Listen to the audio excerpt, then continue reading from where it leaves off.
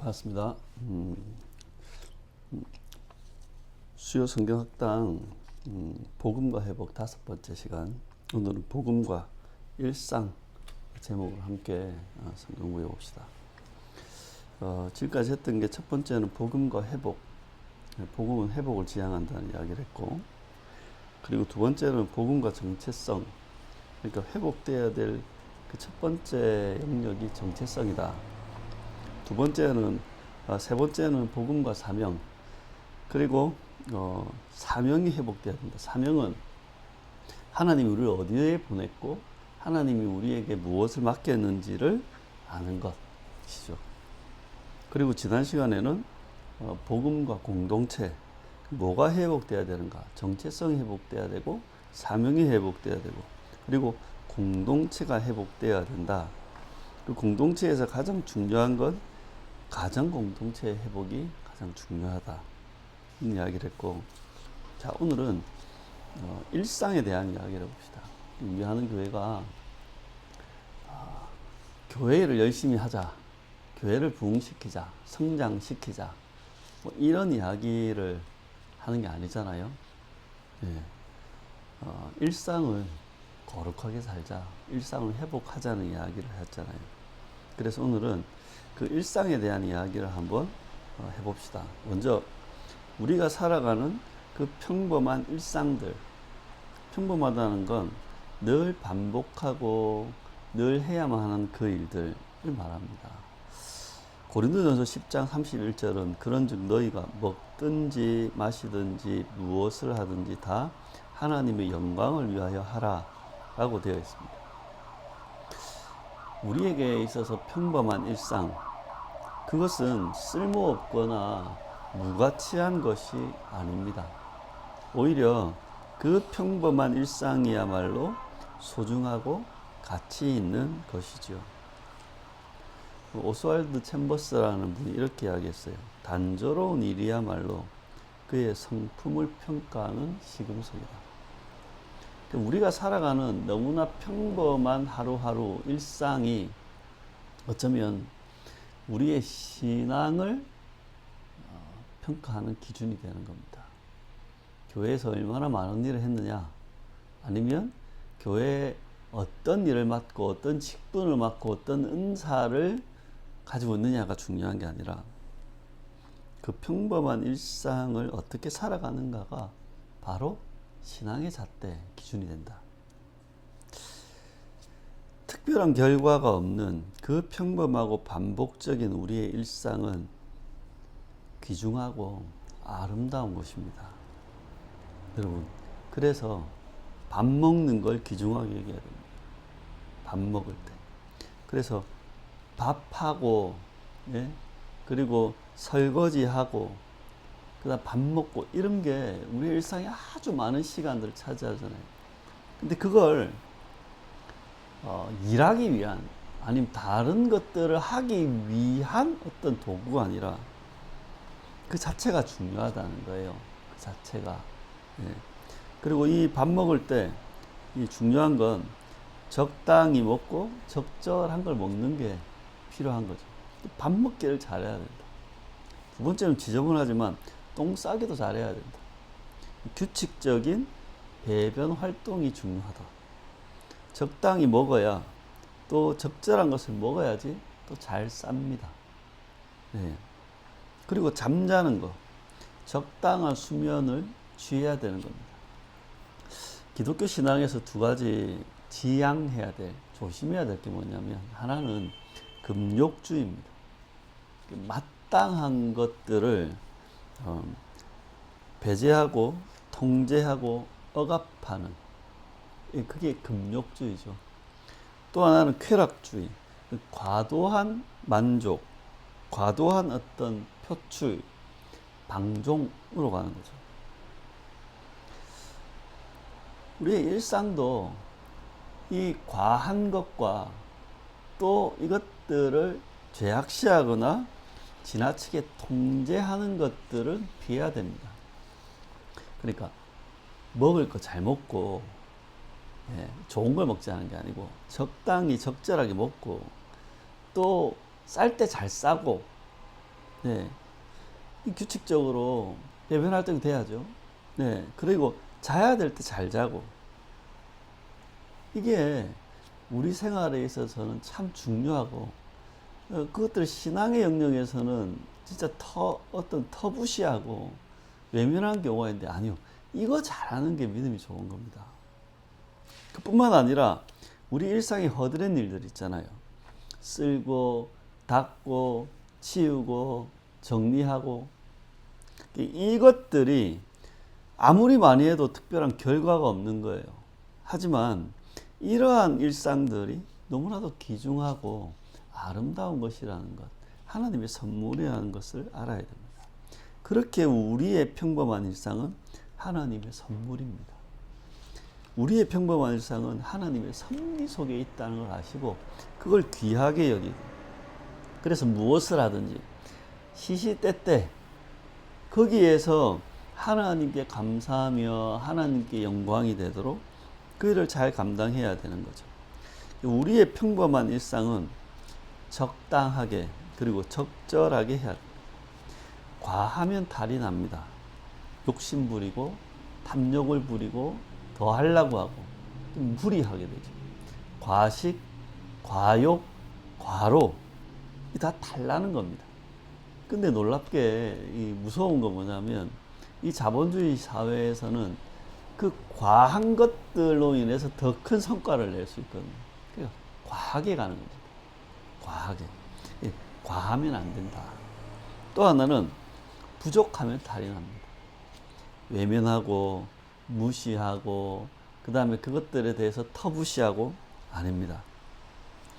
적당하게 적절하게 살아가는 것, 그게 신앙의 지혜인 것입니다. 두 번째는 이런 어떤 일상의 일들 말고도 우리가 일상 가운데 느끼는 어떤 일상의 감정들에 대해서 한번 생각해 봅시다. 에베소서 4장 26절에 27절은 분을 내어도 죄를 짓지 말며 해가 지도록 분을 품지 말고 마귀의 틈을 두지 마라, 이렇게 말하는데, 하나님이 허락하신, 그러니까 그 창조적인 모든 감정은 선한 것입니다. 우리는 이 감정이라는 것들을 우리끼리 부정적인 감정 혹 긍정적인 감정, 좋은 감정 혹 나쁜 감정으로 구분하려고 하는데 그러지 말아야 되는 겁니다. 우리가 길들여진 좋은 감정, 긍정적인 감정은 타인을 즐겁게 하는 감정이 많습니다.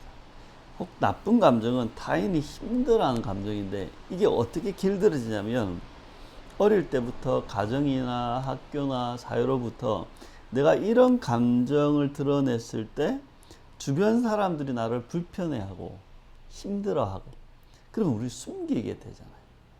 그죠? 감정 자체가 잘못된 건 아닌데, 감정 자체가 이게 악하거나 아니면 문제가 아닌데, 그 감정을 표현했을 때 주변의 반응들이 좋은 게 없었다면 우린 그걸 억누르게 되는 겁니다. 심지어 기쁠 때도 기뻐하지 못하고 슬플 때도 눈물 흘리지 못하고 화가 났는데도 분노하지 못한다는 건 그건 창조 질서와 어긋나는 겁니다.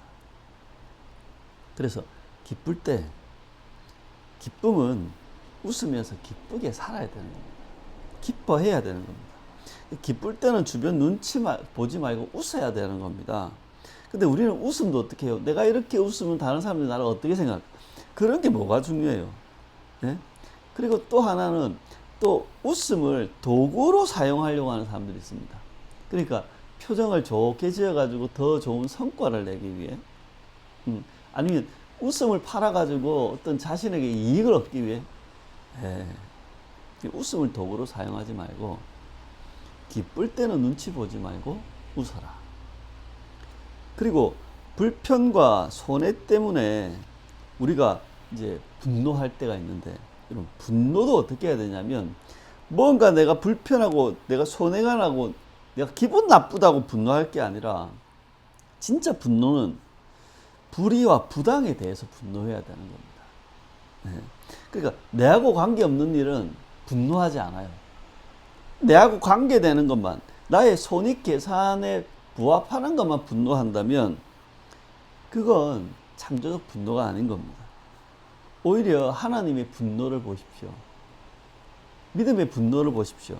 그거는 자신의 어떤 손익이 아니라, 자신의 이해가 아니라 그 공적인 일, 부당한 일, 불의한 일에 대해서 분노하는 겁니다. 그러니까 파괴적으로 분노하지 마시고, 분노하시되 회복적으로 분노하시고, 분노하시되 나의 불평과 손해만 가지고 분노하지 마시고, 이 세상의 불의와 부당의 앞에 분노해 보시는 것 어떻습니까? 슬픔도 그렇습니다. 우리는 사소하고 좀 소소한 그런 슬픔에 좀 관대해야 됩니다. 드라마 보다가 옆에 사람들이 있는데 좀 눈물 흘리면 어떻습니까? 그런데 어떻게 해요? 옆에 있으면 눈물 흘리면 안 되는 거라. 너무 슬픔을 억누르려고 하지 말고, 슬플 때는 그냥 슬퍼하고 울어도 됩니다. 내가 슬퍼해봐야지 타인의 슬픔을 이해하고 공감하죠. 나는 눈치 보며 슬퍼하는데 어떻게 타인의 슬픔을 이해할 수 있단 말입니까? 자녀들을 키울 때도 마음껏 기뻐하고 마음껏 슬퍼하도록 도와야죠. 예. 여러분, 너무 슬퍼하고 운다고 내한테 피해갑니까? 마찬가지입니다. 여러분이 슬퍼한다고 남들에게 피해 주는 게 아닙니다. 분위기 왜 이렇게 만들어? 분위기 그렇게 좀 만들면 어떻습니까? 그리고 또 하나, 두려움. 두려움은 나쁜 게 아닙니다. 이건 영적인 센서가 작동되는 겁니다. 그래서 두려움을 억지로 없애거나 몰아낼 필요 없습니다. 두려우면 이렇게 자꾸만 예수 이름 불러가지고 두려움 물러가라, 그게 아니고, 두려움은 우리에게 위험을 감지하게 하는 겁니다. 예. 두려움은 우리의 실존과 하나님의 임재에 대한 당연한 감정이고, 또한 우리의 위험 신호를 깨닫게 하는 센서 같은 겁니다. 그러니까 이게 가장 기본적인 감정이잖아요. 기쁨, 분노, 슬픔, 두려움. 근데 우리 이걸 왜곡해 사는 거예요. 그게 아니라 이거를 건강하게 다룰 수 있어야 돼요. 그게 일상의 삶이다. 그리고 일상에서 참 중요하게 다뤄야 될 게 일과 노동이지 않습니까? 골로새서 3장 23절에는 무슨 일을 하든지 마음을 다하여 주께 하듯 하고 사람에게 하듯 하지 말라. 노동 현장, 직장에 가서 노동하는 사람도 있고 집안에서 가사 노동을 하는 사람들도 있잖아요. 네. 근데 이 노동에 대한, 일에 대한 이 기독교인의 어떤 생각 중에 일과 노동을 타락의 결과로 생각하는 거예요. 그렇지 않습니다. 일과 노동은 타락의 결과가 아니라 창조적 본성에 해당하고 이 사람이 존재하는 이유였습니다. 창조 때부터 사람에게는 그 노동이 있었습니다. 예. 아무것도 안 하고 무슨 먹고 싸고 그냥 즐겁게 헤헤헤 하고, 마약이나 그렇죠. 예. 창조 때도 노동이 있었고 수고가 있었고, 그 대신에 그 수고한 만큼 우리가 충분히 그 소득을 얻었던 것입니다. 근데 타락은 수고한 만큼 결과를 얻지 못한 것입니다. 그래, 여러분, 노동의 현장을 어떤 성속, 그러니까 거룩하다, 속되다, 이런 걸로 구분하거나 어떤 종교적인 선악의 구도로 보지 말아야 됩니다. 주의 일, 세상의 일, 이렇게 아닙니다. 목회자는 주의 일을 하는 거고 여러분은 세상 일을 하는 게 아니라, 목회자도 주의 일을 하는 것이도 여러분도 주의 일을 하는 겁니다. 그래서 어디서 무슨 일을 하든지 불법적인 일만 아니라면, 그래서 그것들을 주님의 일로 여기고, 그래서 그 주님의 일이라면 그걸 잘 듣고 배우고 익히려고 해야 하는 겁니다.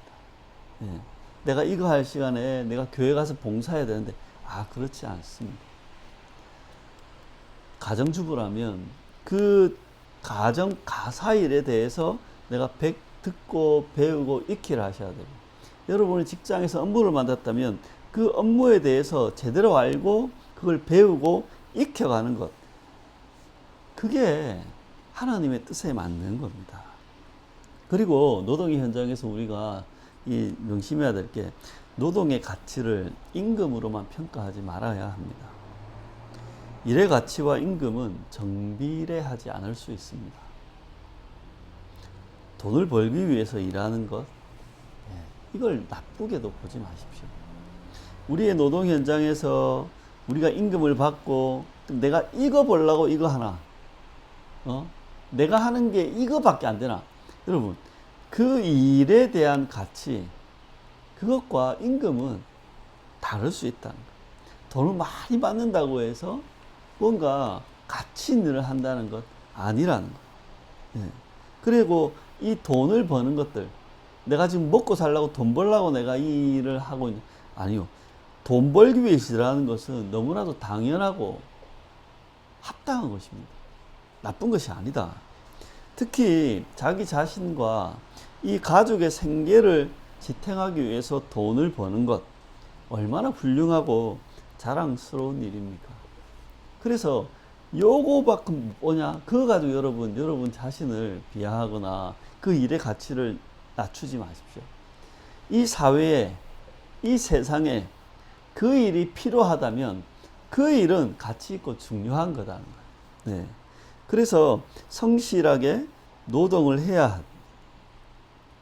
왜냐하면 그것들이 가치 있고 중요하니까. 하나님이 나를 그곳에 보내셨으니까. 그게 하나님의 일이니까. 그리고 명심해야 될 건 이렇게 성실하게 노동하는 것도 중요하지만 적당히 휴식도 취해야 하는 겁니다. 그러니까 노동과 휴식은 하나의 사이클로 움직여야 하는 겁니다. 출애굽기 20장의 10계명에도 보면 여세 동안은 힘써 내 모든 일을 행할 것이나 일곱째 날은 내 하나님 여호와의 안식일인즉 너나 내 아들이나 내 딸이나 내 남종이나 내 여종이나 내 가축이나 내 문 안에 머무는 객이라도 아무 일도 하지 마라. 그러니까 일과 노동 그리고 휴식이 한 사이클로 돌아가게 해야 한다. 그 네 번째는 생활. 우리가 이제 여러 가지 어떤 생활 속에서 보면 디모데전서 6장 6절에서 8절에 보면 그러나 자족하는 마음이 있으면 경건은 큰 이익이 되느니라.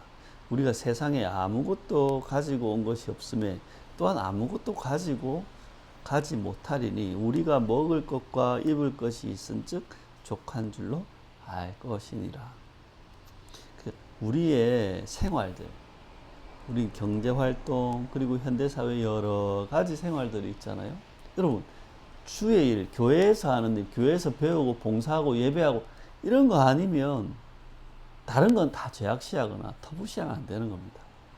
우리의 일상 가운데 너무나 또 밀접한 그 생활들, 그것들을 제대로 보고 또 그걸 잘 하는 게 믿음인 겁니다. 저는 그 중에 하나가 스마트폰을 잘 사용하는 거라고 생각합니다. 이 스마트폰이 없으면 내 자신이 사라지는 것 같은 그 이상한 분리불안. 예. 집에 가족들하고는 떨어져도 뭐 아니면 내 중요한 뭐 다른 거하고는 내가 분리돼도 살 것 같은데 스마트폰 없으면 죽을 것 같지 않습니까? 오히려 이것이 우리의 어떤 영성을 갉아먹고 잃게 하는 게 아닌가. 참 어렵습니다. 네. 그리고 또 하나는 이 스마트폰을 통해서 참 많이 하는 SNS 활동들 있잖아요. 요즘에는 인스타 뭐 이런 거 많이 하신다 하더라고요. 저는 안 하지만. 근데 그렇게 스마트폰을 통해서 그런 어떤 미디어를 통해서 활동하는, SNS 활동하는 그것이 우리의 정체성은 아닌데 가상의 정체성이죠. 가상세계. 그것들이 우리를 규정하고 또 우리를 혼란스럽게 하는 게 아닌가. 그걸 조심해야 되는 거죠. 그리고 뿐만 아니라 이 스마트폰이라는 건 우리를 불안하게도 만들고 정체성을 혼란하게 만들지만 공동체성 또한 상실하게 합니다. 그러니까 이것들을 통해서 불편한 대면 관계를 줄이는 거예요. 사실은 대인 관계는 그 불편함이 당연히 있어야 되고 그래서 그 불편함을 극복해 가면서 우리가 인격적으로 성장하는 거잖아요. 근데 이 스마트폰은 이러한 대인관계를 줄어들게 하죠. 예. 그리고 되게 효율성과 뭐 이런 것들은 강조하게 되지만 실제적인 어떤 인간관계는 멀어지게 되는 거예요. 예. 스마트폰에서 아무리 그 SNS로 아무리 활동해도 그게 없는 거예요. 저도 카톡 친구가 1000명이 넘지만 친구가 아닙니다. 예. 친구라고 해놨지만 친구가 아닌 겁니다. 근데 사람들은 거기에 몰입되어서 오히려 그것들로 인해서 거짓된 안정감을 느끼고 공동체를 상실하고 있는 겁니다. 그래서 이런 것들을 생각하면서 스마트폰을 사용해야 된다. 적당히 적절하게. 그리고 우리가 하는 경제 활동도 한번 보십시오. 많은 사람들이 신용카드도 쓰고 재테크도 하고 뭐 이러고 있잖아요. 그리고 요즘엔 또 빚 없는 사람이 없다고 하잖아요. 근데 이걸 다시 한번 돌아봐야 되는 겁니다. 경제생활, 경제활동 정신 차리고 해야 되는 겁니다. 카드 사용 너무나도 당연하게 뭐 혜택도 많다고 뭐 포인트도 많다고 이래 하지만 그 본질은 미래의 자본을 끌고 와서 현재에 쓰는 겁니다. 조심하셔야 됩니다. 할 수만 있다면 신용카드가 아니라 체크카드로 바꾸시는 게 맞습니다. 있는 걸로 쓰는 것. 그러니까 현재의 자본으로 현재를 살아가는 게 맞지. 미래의 자본, 불확실한 미래의 자본을 현재 가져와서 소비하는 건 그건 좀 지양해야 된다. 그리고 뭐 재테크를 하고 그다음 부채도 있고 이렇게 하는데 너무 뭐랄까요? 그러니까 빠른 시간 내에 내가 성공하고 좀 편하게 살기 위해서 재테크하는 것 그것 좀 지양하셔야 됩니다. 오히려 내게 주어진 이 자원, 내게 주어진 재화를 얼마나 잘 관리해서 내가 살아야 될 미래의 삶을 준비하는가 여기에 재테크를 해야지 빨리 쇼부 봐가지고 막 편하게 살겠다 그런 재테크는 아닙니다. 재테크 하셔도 됩니다. 그런데 현재 이 자원들을 잘 활용해서 미래를 준비하는 그런 걸로 하십시오. 그리고 모두가 다 빚을 내는데 참 요즘 사람은 웃긴 게 내가 빚을 감당할 수 있는 만큼 내면 된다는 거예요. 감당할 수 있다는 게 웃기는 거예요. 감당할 수 있다는 건 매달 내가 대출이자 내고 갚을 수 있을 정도면 된다. 그렇지 않습니다. 예. 내가 돈에 매이지 않게 살아야 되는 겁니다. 예수님은 우리에게 자유를 주시려고 우리를 구원하셨는데, 자유를 주셨는데, 우리는 도리어 이런 경제적인 부채의 매여가 되겠습니까? 부득이하게 빚질 경우가 있지만, 그건 내가 갚을 수 있는 능력을 고려해야 됩니다. 갚을 수 있는 능력. 내가 이것들을 갚아 나가면서 내 생활을 할 수 있는 그것들 안에서 혹 빚을 지더라도 줘야지. 그게 아니고, 예? 내가 이 뭐랄까요? 어떤 그 뭔가 투자를 위해서 빚을 진다. 그건 아닌 것 같습니다. 그리고 우리가 살아가는 여가 생활들 이거 잘 즐기면서 살아야 되는 거죠. 운동도 하고 독서도 하고 좋은 미디어도 보고 그건 어떻게 해요? 적절하게 적당하게 해야 됩니다. 운동도 몸 만들려고 하는 게 아니라 아프지 않고 건강하게 살라고 하셔야 됩니다. 특히 보조식품, 의료기 이런 데 의존하지 마시고 운동하셔야 됩니다. 예, 과하게 하지 말고 적당히. 예. 그리고 우리가 여러 뭐 유튜브라든가 TV라든가 뭐 음악 이런 어떤 미디어를 우리가 다 소비하잖아요. 그때 좀 적당히 생활에 지장이 없도록 해야 되고 아무거나 듣고 아무거나 보는 게 아니라 좀 선별해서 보시는 것들이 맞습니다.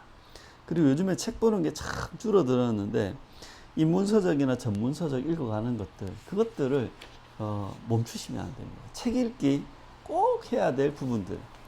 예. 그래서 정리를 하면 우리의 일상은 매우 중요하다는 거예요. 일상을 잘 살아야 되고 일상을 잘 사는 것이 믿음이 좋은 거라는 걸 여러분 놓치지 마십시오. 그리고 이 일상을 잘 살기 위해서는 일상생활에 대한 중요성을 알아야 되고 또 일상생활을 잘 살기 위한 실력도 필요한 겁니다. 그냥 사는 게 아니라 저절로 되는 것이 아닙니다. 일상생활은. 기도한다고 되는 게 아닙니다. 내가 그 각 부분들을 제대로 생각하고 그것들을 제대로 살아가려고 할 때 일상이 회복되는 것입니다. 그래서 일상을 중요하게 여기고 그렇게 일상을 회복해 가며 사시기 바랍니다. 일상을 정상화하며 살아가시기 바랍니다. 주님께서 우리에게 맡겨주신 그 일상의 복을 저와 여러분이 누리며 살아가길 축복합니다.